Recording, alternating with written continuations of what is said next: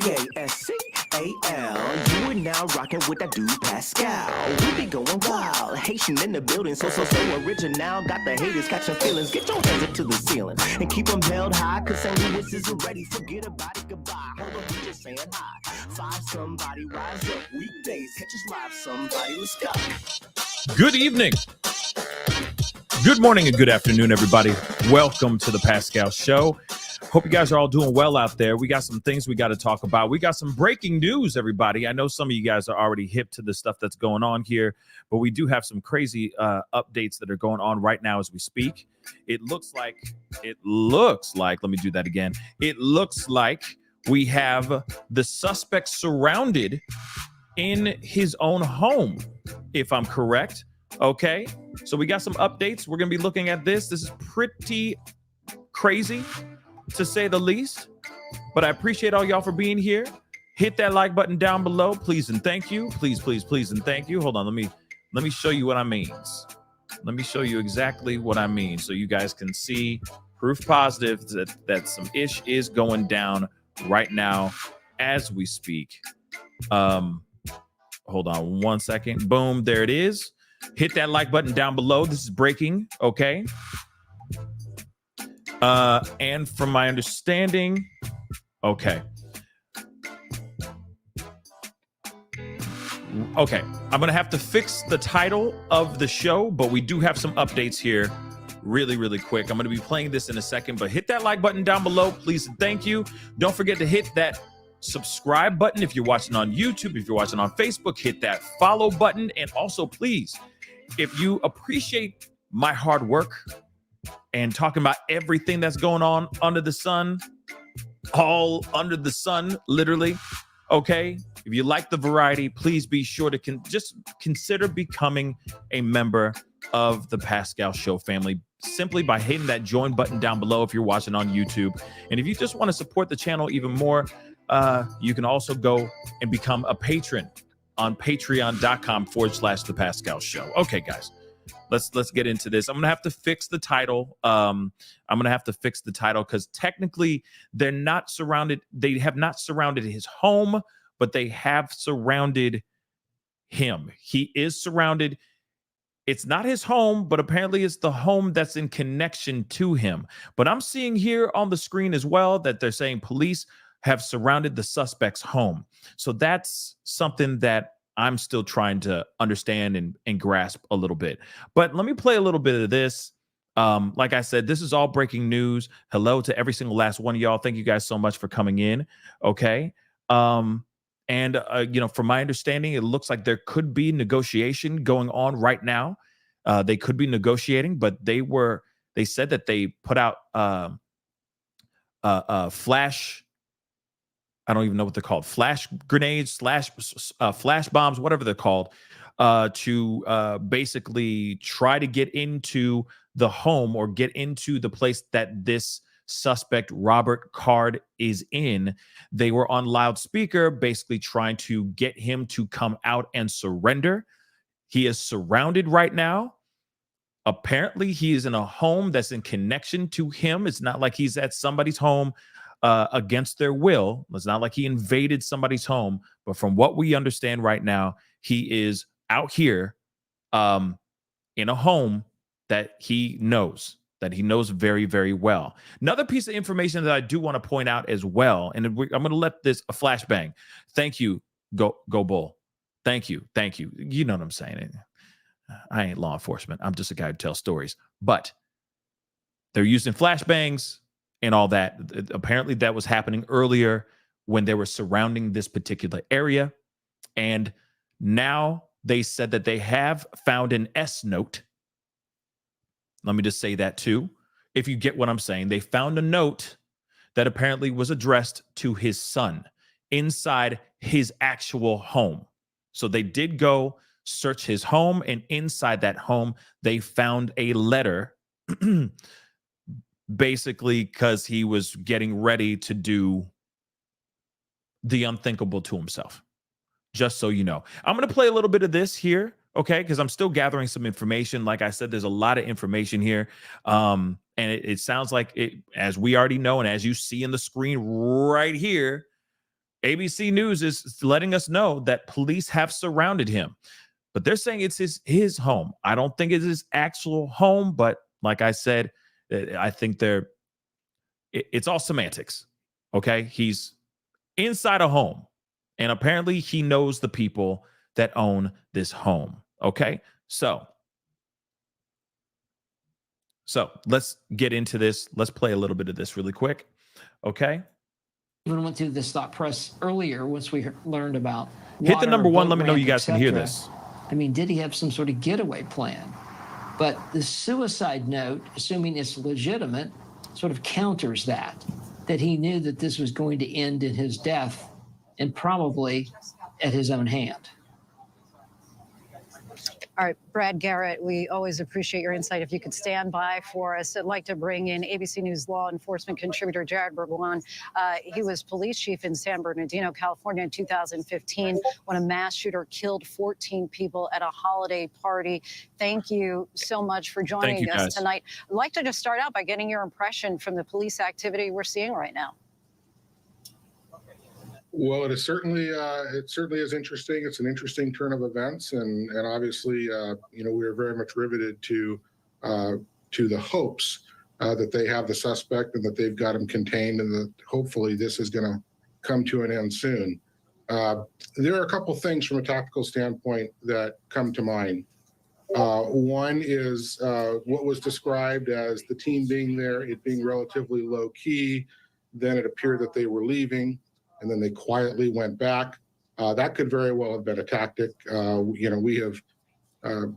We've had many incidents over the years where officers have been searching for somebody and they're not finding them, and they've gone yard to yard, house to house, whatever it might be. And finally, most officers will leave, and one or two officers will stick around just to watch. And then sure enough, the suspect appears, once he thinks all the officers are gone. It could have been a tactic such as that. It could have been very well that they left. They thought he wasn't there, and then maybe there was some indication that he was. The fact that there are some things that concern me. One is if they really truly believe he was there, most of the time, unless law enforcement's got an incredibly disciplined approach, my guess is you're going to see more folks arriving more and more often. And they're not saying and they're not reporting that. So that concerns me that they're going through some bit of an exercise here just to make sure that he's not there. You're right, because again, there is no confirmation that he is inside the house. Some of those announcements we heard are due diligence. Tell us about that process, executing search warrants in these kinds of cases. Well, obviously there's an enormous amount of intel that's gone on or gone into looking into who Robert Card is, every single house that he might have a connection to, family residences, cabins, friends, associates, everything that you can imagine. Rest assured, the investigators have kicked over every stone in their endeavor to learn everything they can about him. And the search teams that are actively looking for him are going to follow up at each and every one of those places. And that is in addition to following up on tips and telephone calls that they're getting. And that is in addition to the natural search that would take place from where they last saw his car and the last place that he may have been there, whether it's through the use of dogs or searching the woods or whatever it might be.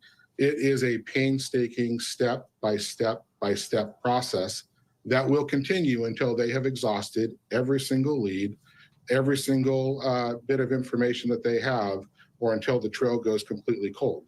But it will continue. From a tactical standpoint, the search warrants, you got to remember in something like this, the suspect has, in many cases, if he is there, if he's hiding in the woods, if he's hiding in an environment that he's familiar with, he has all the advantage of the world. In the world, he has the ability to have scoped it out initially, to have set aside hiding spots, to have positioned himself in a way that he can see anybody that's coming. He has the capacity to know the area. He has the capacity to have created hiding spots that in some cases could be next to impossible for law enforcement to find on foot. He's got all the advantages. What is important to remember is that as it takes place, law enforcement still has time on their side. If he is in fact at this house, there is no reason for law enforcement to be in a hurry. There is no reason for those teams to rush in and unnecessarily endanger the lives of officers. That urgency doesn't come into play until you know that he poses an immediate threat to somebody else, to an innocent person.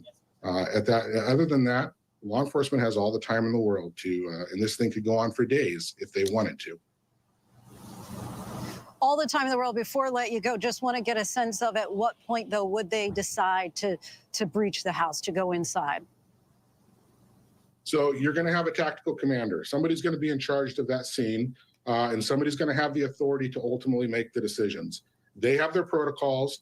They have their trigger points of when entry teams are going to make a dynamic entry if something unexpected starts to take place, or there is some immediate threat to somebody or something that says they have to breach immediately. Those plans are already in place. The officers are there, know what their role is, and they know when they're going to have to move. Outside of that, if they decide that this has gone on long enough and we are now going to do a planned breach, it will be a very, very coordinated, very, very dynamic entry, probably from multiple fronts, but it will be made by the commanders on scene, and they will determine when that time comes. Thank you so much. Again, like to ask you to stand by as well as we bring in our senior investigative reporter, Aaron Katursky. Aaron, I know your sources are giving you some information about that possible suicide note by the shooter. What can you tell us? The authorities found a note in one of the locations associated with the mass shooting suspect, Robert Card, Lindsay. And at first, they declined to describe it or describe its significance. But sources familiar with the note and the investigation are now telling ABC News it is a suicide note addressed to Robert Card's son. It does not, we're told, contain information that might point to a motive for why the mass shootings in Lewiston occurred, but rather does include some rantings. Those were not further described to us, and some rather mundane information like bank account numbers and things perhaps that Robert Card's son could find useful should his father not be there. So the suicide note is just one clue that the authorities are now looking at as they try to develop a bigger picture of what he was all about. And Aaron, we know our team is also getting more reporting about the suspect's behavior online. Tell us what you know about that. One of the other things law enforcement authorities are learning about some of what he was engaging with in his online life. That includes a lot of what's been described to us as conspiratorial content, engaging with some conspiracy theories involving everything from gun rights and gay rights to commentary about public officials, including President Biden. Again, it helps fill out the picture of who the suspect is, but does not appear to necessarily give a motive for why these mass shootings occurred. The biggest clues in that regard have come from the family, which has been cooperative, we're told, with law enforcement authorities.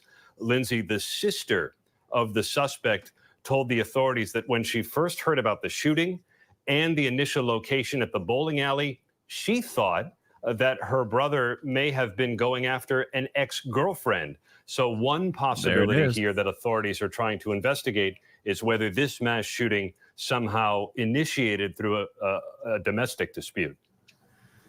Oh, boy. We continue to see, it looks like some officers coming outside, crouching on the ground, perhaps there with the tactical units on that screen. Aaron Katursky, we thank you as always for your reporting and do want you to stand by as we now bring in Richard Frankel, former special agent at the FBI, who was a hostage negotiator.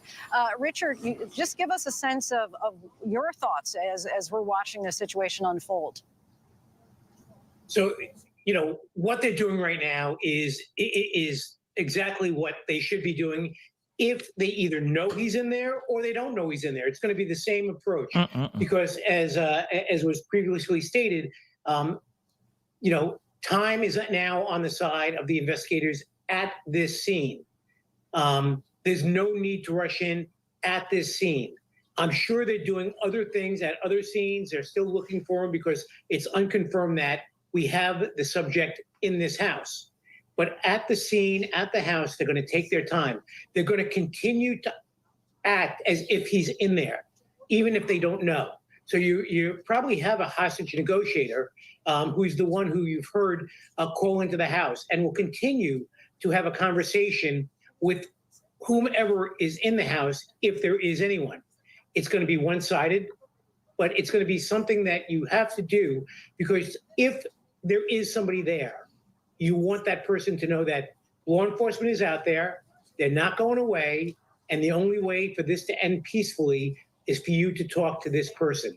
You know, I've been on other hostage negotiation matters where we did this for about an hour and a half. And, you know, it got to the point where everyone was like, you know, it's almost time for us to go. And then they saw a shadow underneath the door and they knew that the subject was in there. So again, time is on the side. Let the negotiators do their job. Let the technical guys do their job with, the FLIRs and the drones and all the other things. Let the investigators do their job, because they're still trying to determine whether he's in there or whether he could be somewhere else. So everyone's doing exactly what they should be doing now. Man. When a shooter is expected to be this dangerous, how much caution do authorities have to use? Oh, it's extreme caution, because we've already learned that he is a dangerous individual because he killed 20 people, but they also have information that he may have been a firearms instructor and tactically trained.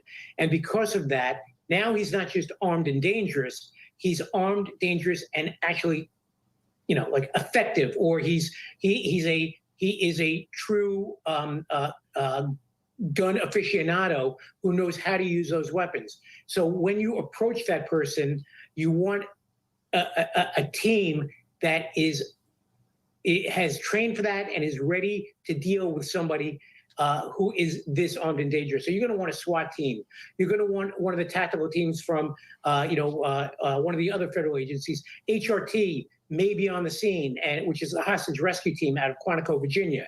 And, they are trained in these specific types of engagements where you have a bad guy who knows how to use weapons, has used them, and is not afraid to use them again. So while it's dangerous, at least we have the right teams engaging with this subject if he is in fact in the house. Of course, we've been following this minute by minute from the first developments here. How long might we expect a situation like this to last? As we've stated, other people before me have stated, time at this location is on our side, meaning it's on the government side, it's on law enforcement side. There's no reason to rush in. So at this point, take your time. Do everything that you need to do to see if he is in fact in there. And if you have an indication he's in there, then this could go on for days. If you have no indication, then sooner or later, you're going to have both the tactical commander, you'll have the negotiator, and you have the on-scene commander, who actually has responsibility for everything, have a meeting and discuss when it is time to go inside. But again, you only want to go inside if you've exhausted everything you can to determine whether he is inside. And also you want to go in there as safe, efficient, and effective as possible to make sure that no law enforcement officer is endangered to beyond a reasonable amount. And lastly, before we let you go, obviously there still is very much a presence there, but we have seen some of the tactical vehicles start to drive away. What does that tell you?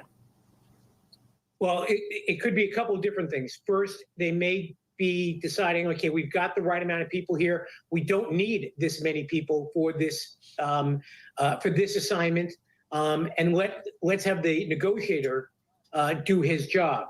They may have another place to go. They may have had another indication that this subject is at a different location, and therefore they need to split the tactical teams up, have one stay here and one go to the other location. And then it could just be, strategy and tactics of how the on-scene commander wants to use his people. All right, Mr. Frankel, we thank you so much again for all of your insight, and want to bring back in Mr. Bourgoin. What does that tell you? The fact that, again, still a police presence, but it seems like the number of vehicles there are slowly diminishing. Yeah, my experience is that if they really believe that he is actually there, or they have a degree of confidence or certainty that he is there, resources are not going to leave until he is either confirmed deceased or he is in handcuffs. So something tells me that if people are actively leaving and that scene is remaining relatively quiet, the priority or the level of commitment to that location is probably winding down. Now, we don't know that. It could very well be part of a tactic. But my experience is somebody that's wanted as much as he is, if there's some folks that are starting to leave, it's either already resolved or they have other priorities. Yeah. Okay. I got to interject here, of course. And the thing is obviously the information that we're hearing right here, that's interesting that some of 5 are starting to trickle away. They're starting to slowly leave this particular area. Yeah, that's two different things. Either they got their guy, or they either got their guy or he ain't there. And I think that's very interesting. I saw another post that I wanted to share with you guys here real quick. Because, I mean, obviously, we're going to be looking at this for a little bit. Unfortunately, I can't be on for a super long time. I have a prior engagement that I have to go to. But I wanted to give you guys some of this breaking information. And I'm hoping that we're getting closer to catching this son of a gun. But actually, let me show this to you guys here as I read some of this information, because I found this to be very interesting.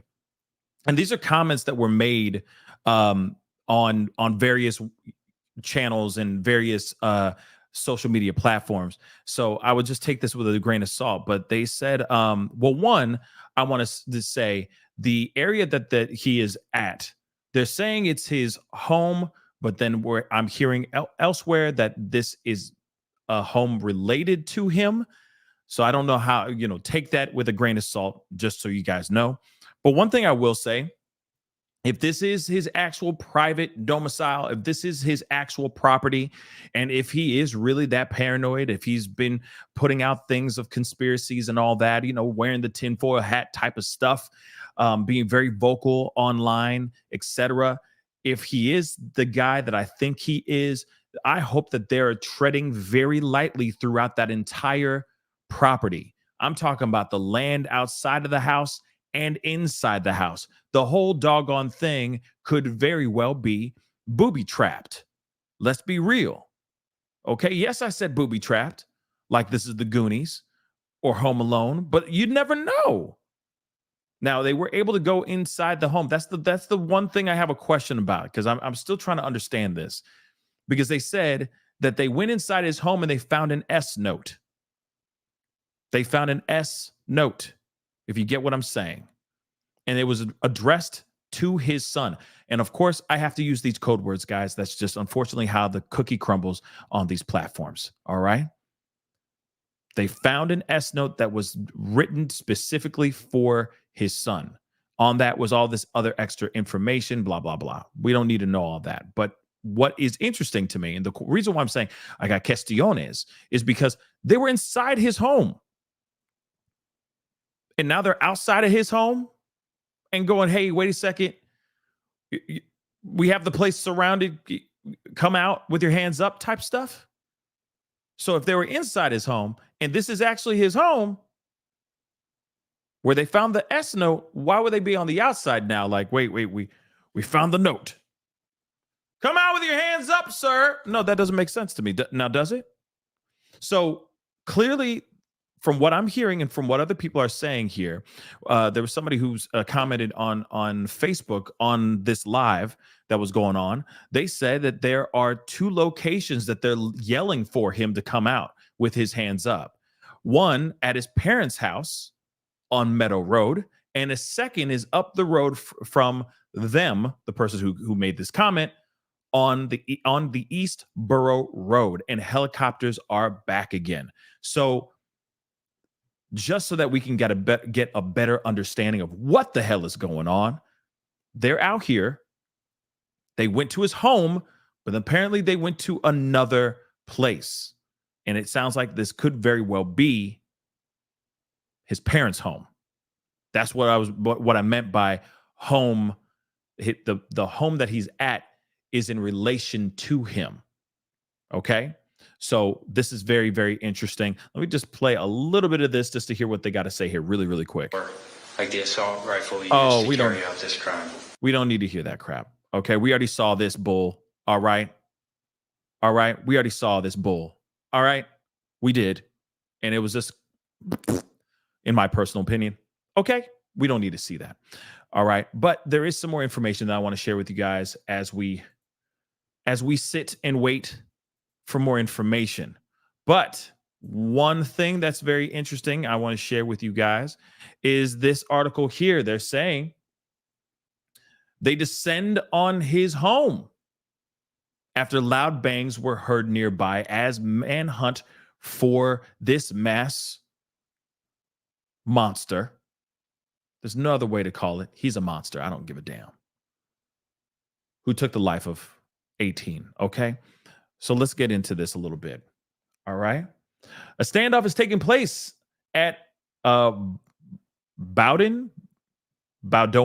I don't know how to pronounce that, guys. I'm sorry. Lo siento. Somebody tell me how to pronounce that. And I'm sure somebody is going to go, well, actually, it's how to pronounce it. It's Johnson, actually. It's interesting. But just let me know how to pronounce that. Okay. But it's taking place. This standoff is taking place at a property that today they believe is connected to the monster Robert Card. Okay. FBI agents at 720 were telling a person inside to come out with their hands up. It was unclear who they were talking to. Card, his parents, and his brother and sister-in-law all live in the area. Now, the thing is that at least the sister-in-law's been out here talking.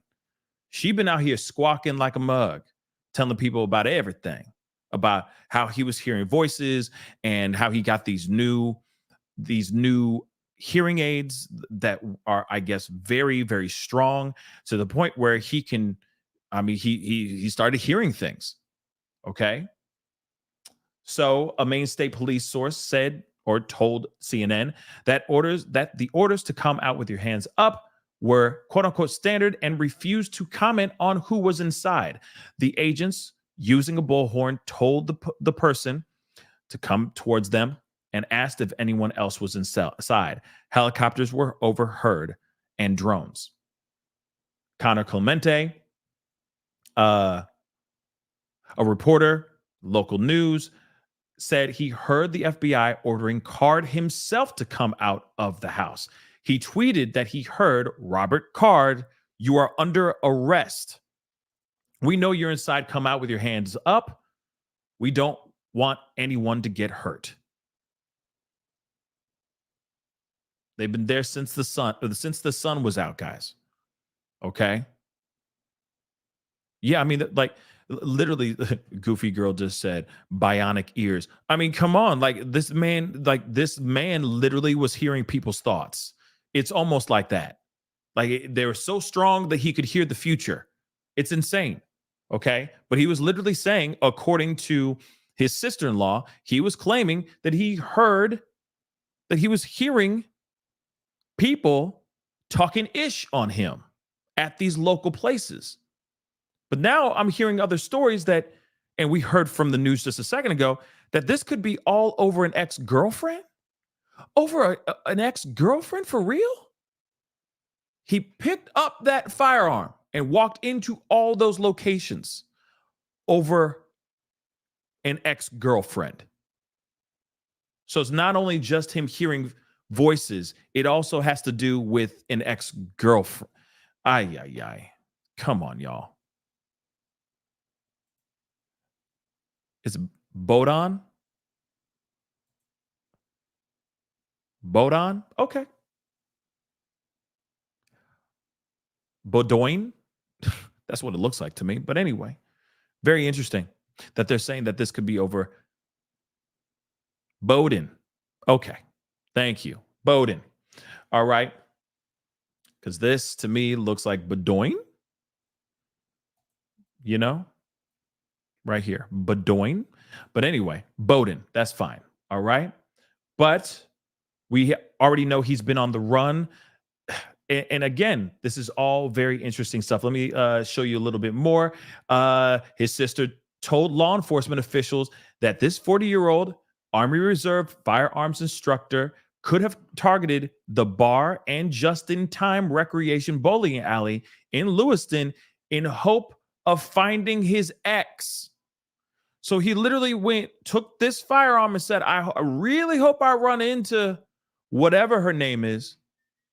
Like really, man, this is crazy. Okay, and again, this is also someone who is instructing other people how to operate firearms. Let me just point that out real quick for y'all. Let me just get that to marinate all the way down to your plums. Somebody that mentally unstable had access and is extremely trained, well trained in firearms. Again, let me remind you guys again, and we're going to get into this more, okay? And it's not an ex-girlfriend, it's an ex-wife. Interesting. But let's not forget, not only was he hearing voices, okay? Not only was he hearing voices, but he also threatened to do some really bad things at a Coast Guard, at a spot. Okay, I forgot exactly what it was. All right, or the name of it. Let me just pull this up so I can get my receipts correct. All right, let me get this right. National Guard base. I'm sorry. Okay, so he was already putting in threats, saying that he's about to, do some very bad things at the National Guard base. Then he goes and he gets admitted into a mental health facility where he stays there for only 2 weeks over the summer, this past summer. Okay. This wasn't like the summer of 69. Okay. This was summer 2023. Weeks ago, y'all. Weeks ago. All right. They released him after only being there for 2 weeks. Now I'm understanding, and from information that I've been gathering as well, is that he's been putting crazy stuff online, talking about and posting about mass tragedies and all that as well. This man is out here and he was living in plain sight, living in plain view and putting all this crazy stuff online and still nothing. Now, I'm not trying to sit here and say that that's all, all of our faults or something like that. But at the same time, he was already putting out fair warnings well in advance. And he had mental health issues. And he was hearing voices. And you had a sister-in-law telling people that he was put these new hearing aids in and would hear people talking about him. Now, I'm curious if he actually said that he was going to do some ill will during that time, whenever he was talking about people talking about him at these specific locations, at the bowling alley or at the local watering hole, this bar and grill that he was hoping to run into his ex-wife at. I'm not kidding. But it makes you wonder how much heads up, how much forewarning did the family actually get? Because as they described him being a loving, caring, but very quiet guy, the times it seems as if when he spoke up, he really meant that he was. I mean, sounds like anytime he spoke up because he was a fairly quiet guy, when he started talking, he was talking some serious ish. He was talking a little bit of crazy. And I don't mean that in a mean way. I'm just saying, think about it for a second, y'all. Think about it. I'm not sitting here saying that it's the parents or the family's fault at all, but it does garner some questions of, did he say anything beforehand? Did he or didn't he? But he still was going in and allegedly trying to find his ex-wife, which is interesting. Court documents show his ex-wife filed for divorce in 2007, and they were granted joint custody of their child, though it's unclear whether she is his most recent ex. I'm assuming it's an ex-girlfriend, not the ex-wife. I mean, I feel like he done moved on by then. I mean, 2007 is a long time to harbor some hurt feelings over something. I'm sure he did move on. Okay. So I think it's the ex-girlfriend. I think it's a girlfriend or ex-girlfriend, but he was out there looking for something. But then what's really messed up is instead of him going out there, okay, instead of him going out there, not seeing the person that he's looking for and just taking his crazy self back home, he does the unthinkable.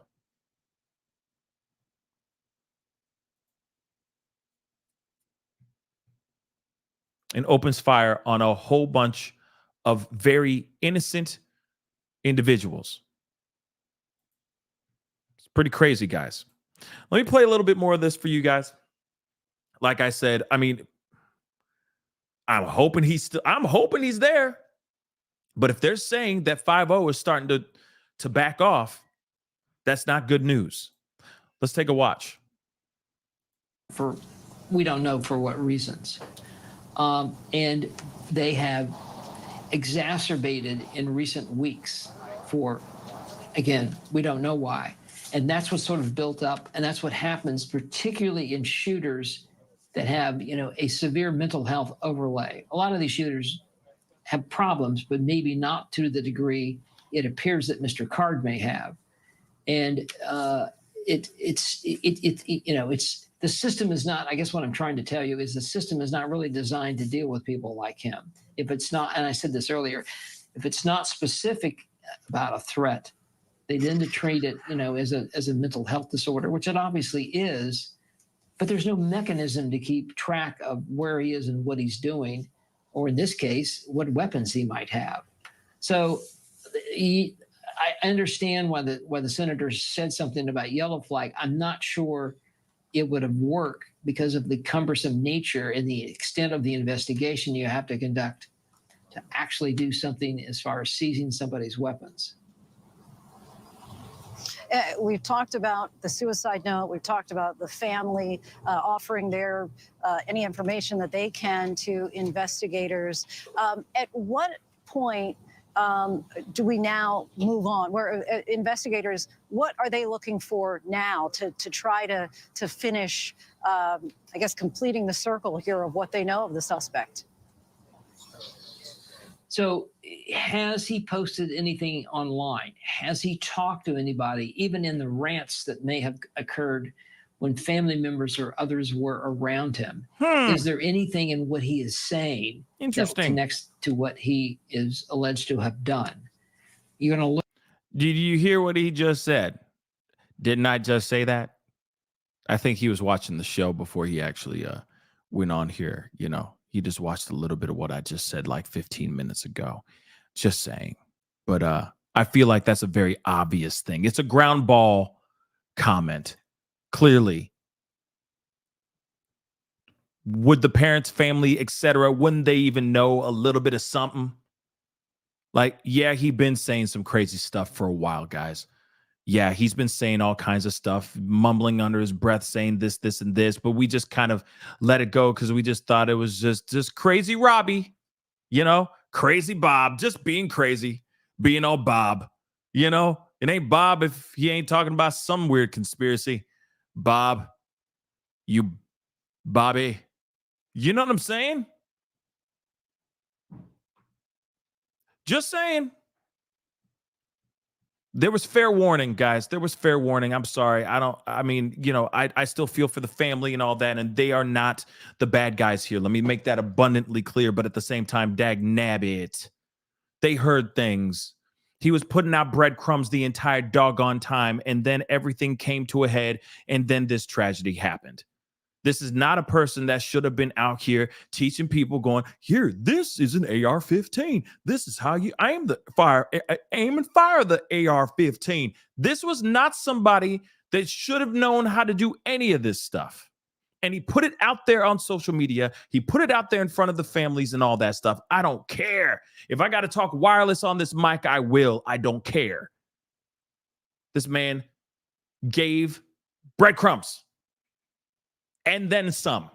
Okay? I'm going to let him speak, but I'm going to let the news talk. Okay? But at the same time, they are surrounding a house right now. We don't know if he's actually in there or not. A bunch of the information that we're hearing right now is hearsay. Just so you know, one reporter heard through the loudspeaker them addressing Robert himself. But now they're allegedly saying that some of these police cars are driving off. So what does that mean? Does this mean that they got our bad guy? Or are they barking up the wrong doggone tree? Let's continue. Let's take a listen. Suspicion was that they may have had him surrounded. We're now told by law enforcement officials that that may not be the case, that this particular location was the subject of a search warrant, as other locations today have been in and around the Lewiston area associated with the suspect. And there is no expectation at this moment that the suspect they're looking for, Robert Card, is actually inside that location. That doesn't mean they're going to leave. That doesn't mean they're not going to come back in force in the morning. But right now we're told that despite all of the drama associated with that location, a lot of that, what you saw, Lindsay, was associated with law enforcement's typical procedures when they're carrying out a search in an environment like this. The lights, the calling out of commands done as a precaution to make sure nobody gets hurt who may be around the area, having reporters dim their lights or shut them off entirely so they don't interrupt the law enforcement activity. All of that is standard, although we are told at the moment it does not appear that there's going to be an apprehension of the suspect in that location right now, Lindsay. It does seem like there's a diminished police presence at that location, at least at this time. And Aaron, we've also learned about a suicide note that was left at the suspect's home. But they got to keep feeding the machine. They got to keep talking. We're here, so we got to keep talking about the S note. So let's talk about the S note. Okay, we got to keep rolling. We got to keep rolling. The ads. We need to, we got to get paid. So here it is, guys. That was another waste of time. I hate that. I hate that. I hate that. I hate that. That's very frustrating. So they were surrounding a suspect's home. There was a suspect, which is cool. If they detain the mother lover, great. If that means that gets us closer to detaining this monster, cool. But it means nothing. Bupkis. Nada. Zilch. Zippity doodah. Ain't that lovely? So now we know. Now we know that. Now we know that. I can't apologize because I'm relying on news and them saying, "Oh my God, they have the culprit. Save the day." That's what they've been saying. The news has been saying all this ish. Loudspeakers, blah, blah, blah. This is very frustrating because all we want is this mother lover detained, period, point blank. And guess what? Nothing. Yeah, I go through my moments where I can feel my emotions are frustrating. Basically closed, where you kind of block them.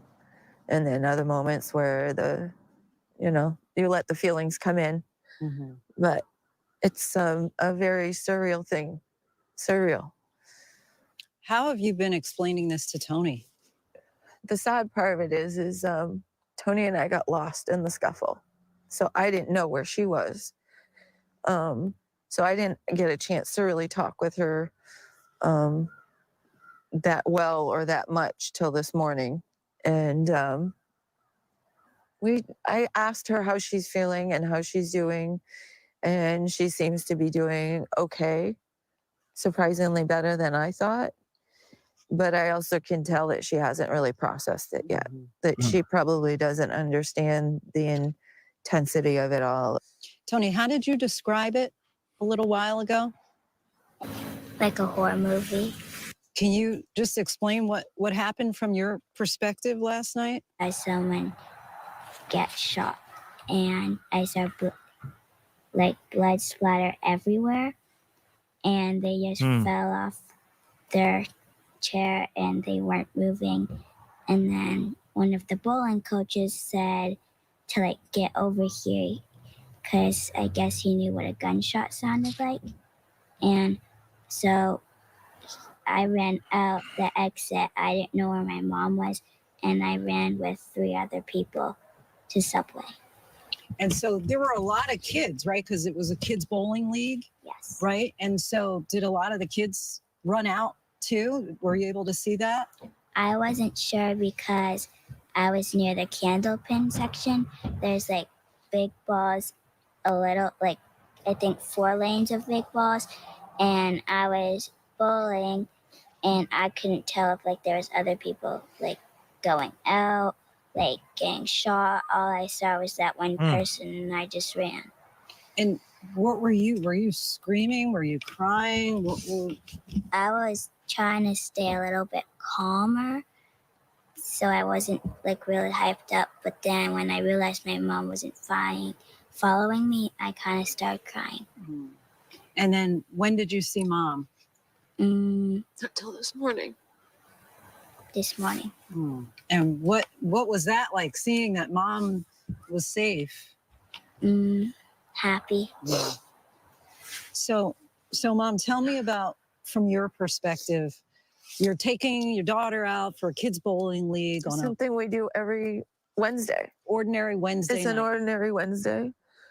When did you realize something is terribly wrong here? You know, it's sad to say that it took me longer than I expected, because, you know, we talk to everybody talks and says that, you know, you hear gunshots, you know that you're gonna, you know, run, hide, or whatever. But when you haven't heard gunshots before and it's the first time you hear, you don't know what it is. So here we are in a bowling alley and we hear this loudest sound. It's, I guess you could attribute it to almost like a firework going off inside, but like really nearby. And we all heard that sound, and I didn't know what it was. And I thought, my God, did something happen to the machinery? Did somebody fall on the bowling alley? Is everything okay? Then as I got up, I heard a second shot, but I didn't know it was a shot still at that point. And I saw people scurrying down the bowling alley lanes themselves, and people scurrying around. And then I saw a few people behind the counter, at least one person behind the counter, fall. And I couldn't tell if they were ducking or if they had been injured. And people were coming towards me. And I see people behind me like scurrying, but I'm still more or less kind of frozen, which is kind of scary to think about. But I panicked for that brief moment. And also wondering where she is, but then realizing I can't find her. I don't know where she is, but I have to get safe, because at that point I had seen him and he was pointing the gun towards our direction, or starting to go towards that direction. And that's when I fell on the ground and I hurt myself. But eventually we got a table to flip over, and we had a booth in that corner that we used to put a wall up. But there really isn't much protection. And you know it, you know. And the whole time I'm thinking, we're sitting ducks. And we could hear more shots going off. But the whole time I'm wondering where she is.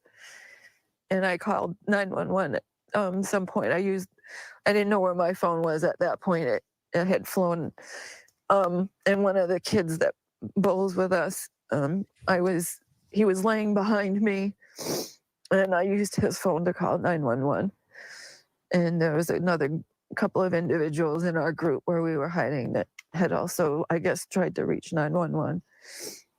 But yeah, it still doesn't feel real. Like, it just doesn't feel real. Did you think you were going to die? I didn't have that thought at that moment because I think I was more worried about what had happened to her. And I think when it's happening that quickly like that, I don't know if you certainly panic about dying and you certainly think that it's going to happen, but it's amazing how many thoughts can run through your head and yet still not be the thoughts that everybody might think it'd be, like, you know, your immediate fear of dying. But like I said, my concern was more on where she was and whether or not she was safe, because I had a fear that she had ran towards the sounds too, because like I said, a few of us adults that were sitting next to each other when we heard it initially responded like somebody needed help or we're looking to make sure that things were okay. It got chaotic after that. Did he seem to just be shooting indiscriminately? It didn't feel that way. I mean, at first it did. It felt targeted, especially like afterwards when we were laying there. And any minute I was waiting to see his face come around that corner.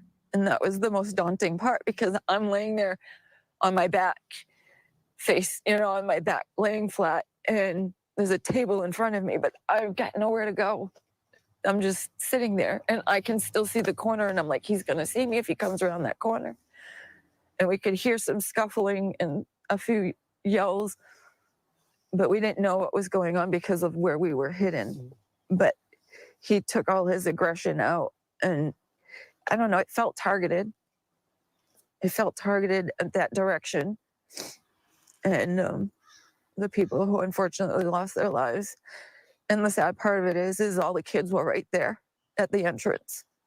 That, you know, and thank God to the quick thinking of some parents who didn't even turn to look. They just grabbed the kids and said, run.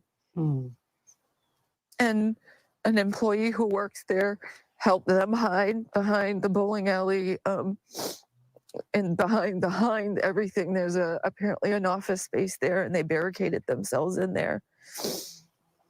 And some other people that work there barricaded themselves in the freezer and some in an office.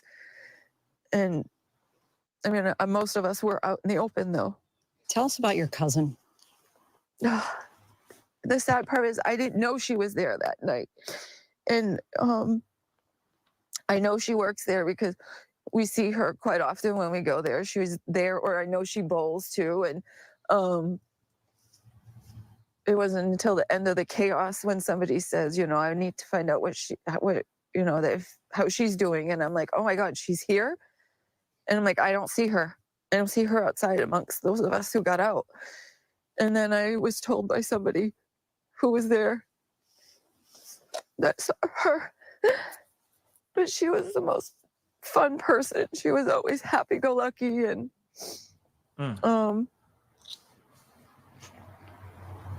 I just feel devastated for the loss of her family and especially her son. There's a lot of people who I've lost for sure.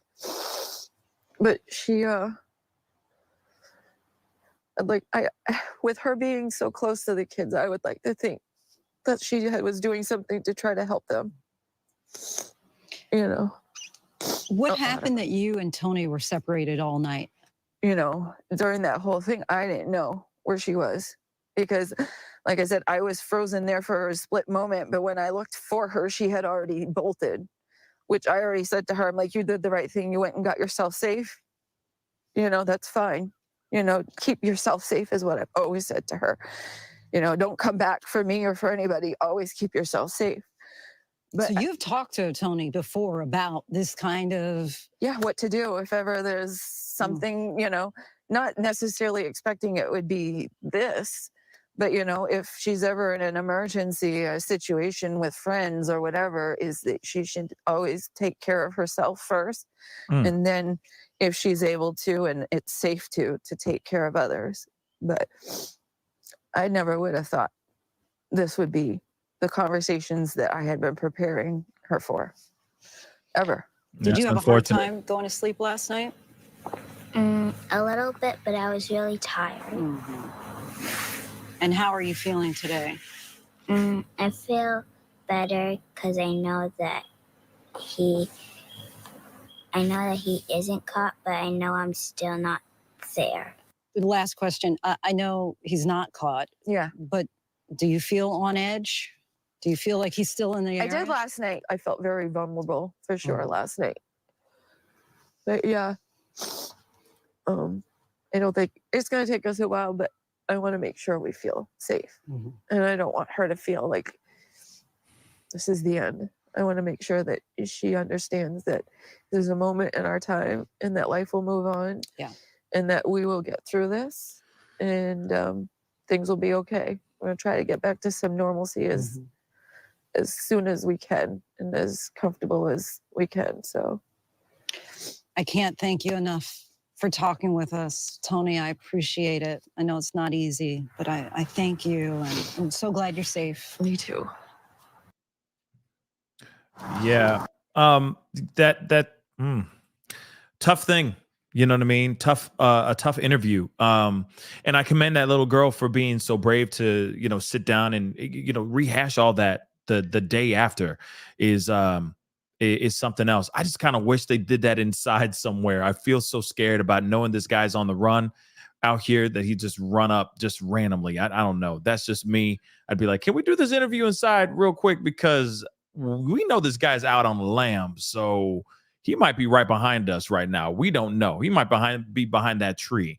But that's just my personal opinion.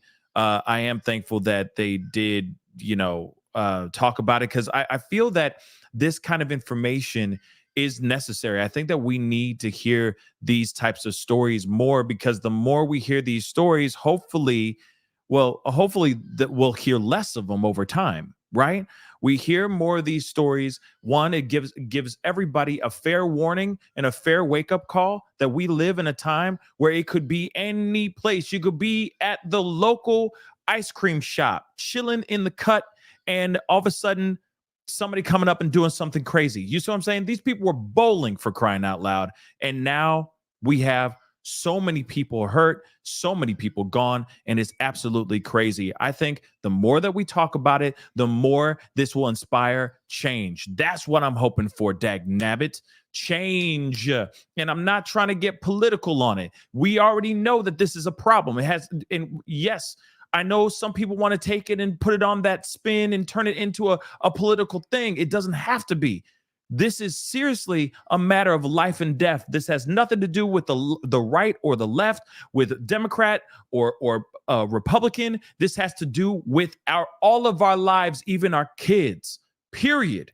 Okay? There needs to be more conversations. We need to have these hard-hitting discussions and make some tough decisions so these things can stop happening. So our children don't have to have this in their storyline, that they don't have that written in their diaries, or they don't look at old yearbooks and go, that was my friend and I lost him in my senior year.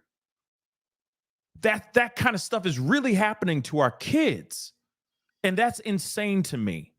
Okay? That's absolutely insane to me.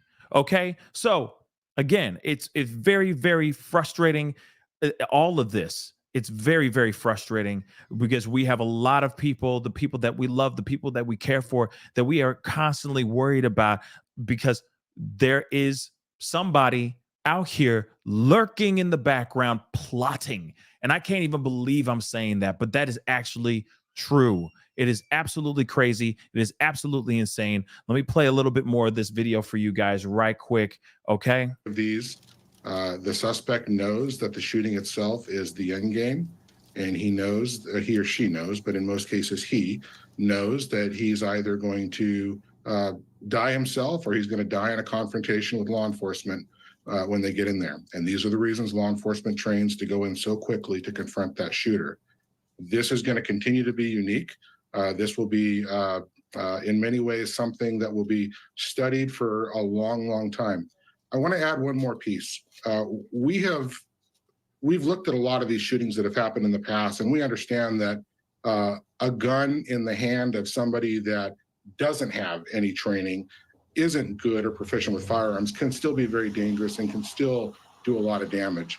But a gun in the hands of somebody who is really, truly trained in tactics and firearms and moving and shooting and many of those types of things are exponentially more dangerous. And this is one of those cases where it appears that he had a lot of proficiency, and that made him extraordinarily dangerous. And just to recap what we're seeing right now, some live images. You see combat gear as people are walking through the brush, once again near that property where Whit Johnson is. So while the presence has certainly diminished, they have not left and are still quite active on that scene. This is, as we're seeing here and beyond, a massive operation. You have more than 350 law enforcement personnel from local and state police, multiple federal agencies. Take us inside just how something like this works and who's doing the overall coordination. So there are things in the first responder business that we refer to as the incident command system. Undoubtedly, they have something of that nature set up. They have a command center. They have all of the representative agencies that have a person inside of that command center. And that command center, by virtue of the way that it is structured, has different people with a responsibility over certain aspects of that operation. So I'll give you an example. In the particular case of searching for the suspect, undoubtedly there is one incident commander within that ICS system that is tasked with organizing the search operations. Now, what makes this exceptionally challenging is SWAT teams are used to working together within the context of their own team, or maybe even within a team that is in a neighboring community. It is difficult when you bring teams from all over the state and in all over the nation in many cases, as both local, state, and federal officials come together. And the reason it makes it challenging is that even though tactical work in law enforcement is tactical work and there's a lot of commonality in it, not every tactical team operates in exactly the same way. And what makes it extraordinarily difficult is doing the search in a systematic way that you're not missing things, you're not duplicating efforts, you don't have SWAT teams that are not understanding what other things. It makes it very, very difficult and very challenging, and it's chaotic. We can imagine. Mr. Bhagwan, we thank you so much for your expertise. Appreciate you joining us and giving us your time. And that is our show for this hour. I'm Lindsay Davis. Be sure to stay tuned to ABC News Live for more context and analysis. Yeah, guys, I mean, such crazy stuff going on here with this whole thing. But I do, it is frustrating that we didn't get that this wasn't the full outcome that we were all hoping for. I would assume. I think we were all hoping for something a little different and a completely different outcome with this, getting him arrested. But I will also say, if he did get arrested, let me just say this. If he ended up getting arrested in this particular moment, I would have been really, really surprised, because I'd be like, wait a second. I thought he took a boat. You see what I'm saying? Like, now he's in a house. Like, I feel like it would be like the slowest, like not the slowest, the laziest tactical dude we've ever known. You know what I mean? He's like, okay, I did this crime and I'm going to go out on a lamb, but I'm going to go back home. It just doesn't make sense, right? But people have done weirder things. People have done weirder things. Let's just be really completely real on that. But this is some crazy stuff. And again, he is still out here, out on the lam, guys. He is still on the run. He is still up to no good. People do not know where he is. Hopefully they'll surround another area here very soon. But man, crazy. Okay. Crazy information. And I said, as I was saying before, yes, I do think that yes, I am for controlling some of these weapons that are out here in these streets. We have too many. Listen, and again, I feel like this is beyond a political realm, or at least it should be now at this point. Now it should not be a thing of, oh, I have to say certain things to appease to appease a specific echo chamber in which I am trying to get votes from. You know what I'm saying? A particular political party that I'm leaning towards and all that. We need to say goodbye to all that stuff, especially when it comes to our own lives. Our lives are consistently at risk every time. I'm telling you, like I said just yesterday, I'm sitting there going, wait a second. I haven't talked about, I was like, it's been a long time since I've talked about a mass tragedy. A long time. Okay. And then next thing you know, we have one of the biggest ones we've seen in a very, very long time. It's crazy. Okay. That's crazy to me. It's beyond. And I think it's a combination of two different things. Okay. It's not only just the weapon itself, it's also the person that's behind the gun as well. It's a tough, sticky, and complicated conversation, but we need to at least start having the difficult and uncomfortable and sticky conversations here, guys. Because the more we avoid this stuff, the more stories like this come out. The more we hear kids retelling these stories and being deeply, deeply mentally disturbed, having PTSD that they carry on for the rest of their lives because somebody had a very, very powerful weapon and decided to do a whole lot of damage. Like I said, it's a combination. I'm seeing some people being like, no, it's not the weapon, it's the person. It's both, y'all, because the person who has the weapon wouldn't be able to go and do that damage without the weapon. You see what I'm saying? So on and so forth. Okay. And it goes vice versa, right? Because the gun can't go off without that person pulling the trigger as well. Let's keep it real. And again, I know it can't please everyone.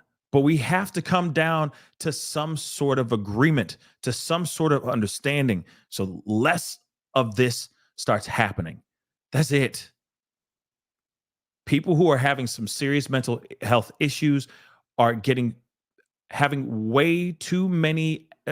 It's getting way too easy for people to access this type of weaponry. That's it. We need to find a happy medium so that we can start saving people. Period. One cannot do without the other, and vice versa. That's what I'm trying to say here. Okay? I'm sorry. That's just how I feel. I know some people feel a different way. Don't get me wrong. Trust me, I'm all about protecting oneself. I'm all about being able to have your own weapons if you choose to have those. But at the same time, when it's in the hands of the wrong people, that is a problem. And then when it comes to high velocity types of weaponry, how easy it is to access those things is a problem. That is a big problem, y'all. And we need to make it harder, if not almost damn near impossible at this point, for people to obtain those types of weapons. If they're going to be going out here and doing this, and every single time the main star of the show is AR-15, having the leading role in this horrific horror movie every single time, at some point we got to look at what the common denominator is, or at least the common denominators are, and come up with a logical and safe decision so we can have more of the people that we love alive instead of more of the people that we love traumatized and dead. Anyway, guys, that's the video. That's the show. I appreciate all y'all for being here. I wish we had a different story for you guys, a different update for you guys right now. But I guess they were barking up the wrong tree, y'all. They were barking up the wrong doggone tree. Okay. Oh yes, I do have some super chats. Let me get that super chat really quick and that members chat. I'm sorry, guys. Hollywood 2000, thank you so much for being a member for the past 21 months. You know what? I need to clap to that. Okay. That's a beautiful thing. Thank you so much for your support. It would be something if he was out there just watching them at his home. It would be something, wouldn't it? If he went back home after doing all this, going on a boat, but he just boated himself back home. Like it just seems a little asinine to me, you know? But if they were going to find him tonight at home, I would have been surprised. I'm going to be real. Okay. DIY, thank you so much for the 10. I appreciate it. I just read on NBC, his sister's reaching out to his command, or has been reaching out to his command for months concerning his mental state. This could have been prevented. You know what? The crazy to think that he's been putting out breadcrumbs for a while and nothing happened. The fact that she even said something and still nothing happened, that's something to look into. That's definitely something to look into. One other thing too, though, I want to say really quick. I'm going to lower this all the way down really, really quick. Okay. I am doing a Christmas special. Okay, a holiday special, and I could really use your help. All right, please go over and click on the link that I'm about to pin to the top of the chat. Okay, that would be greatly appreciated. Okay, I'm working on raising some money for a holiday special. If you saw my skits that I've been putting out, these little shorts and this song written by Michael Myers earlier today. If you appreciated that, a lot more of that is coming this holiday season. I'm doing a big holiday special, and I could really use y'all's help. So please go over to that link. Go over to my GoFundMe page. It looks exactly like this. I am trying to raise some money. Like I said, it's $5, $20, $100, $1,000, $1. It don't matter. If you can contribute, that would be amazing.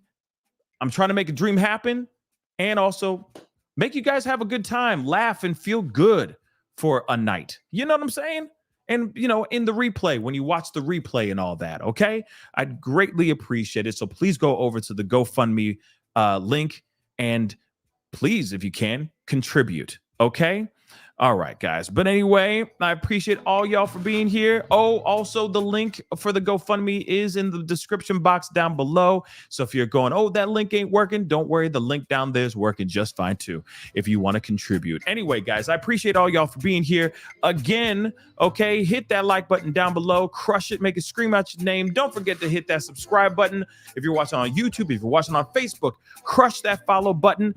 If there's any more information, okay, or crush that follow button if you're watching on Facebook, okay? And I will say this. If there's any information revolving around this manhunt, don't worry, we will be talking about it. But right now, they're just kind of back to square one all over again. Okay, guys? But anyway, have a great Thursday night. Do something positive. Shake off these negative vibes and do something positive with somebody you love. And I'll be talking to you guys very, very soon. Be good to yourselves. Be good to one another. Talk to you guys soon. This is the Pascal Show. Bye.